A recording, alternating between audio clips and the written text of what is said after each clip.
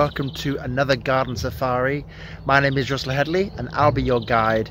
Today we're going to step into the shoes of the one and only Gordon Ramsay. And I know what you're thinking, Russ, we can't even leave our own house, let alone enter Hell's Kitchen. Or can you? Because today's client is the Blackbird.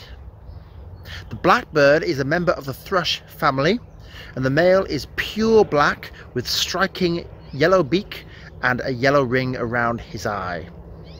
The female is brown all over so that she has camouflage whilst she sits on the nest. Blackbirds are omnivores, which means they eat both meat and plants.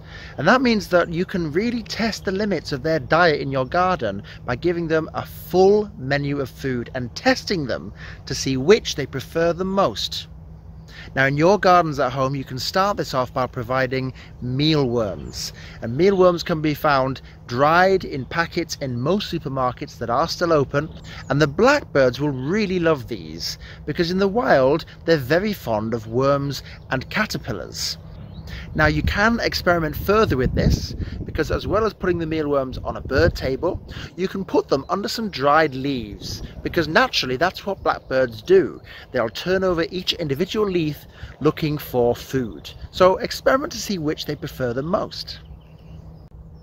The next type of food is a regular mix of birdseed, and a mixture that really has a good variety of different seeds is the best. Again, you can purchase these from supermarkets and you want to make sure that they include things like the large sunflower heart seeds.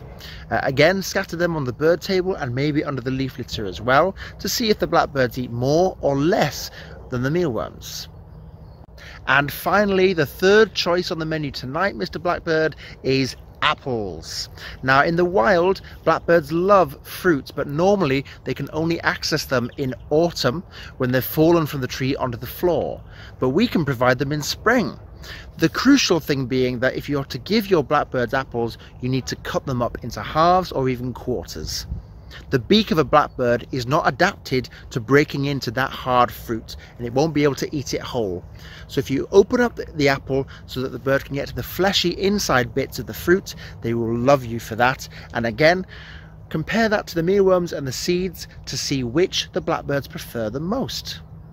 Alright guys, try those different foods in your gardens to see which your blackbirds prefer, and leave a comment below this video so that we can determine what the blackbird's favourite food really is. And until the next video, stay safe, enjoy nature, and remember to have fun.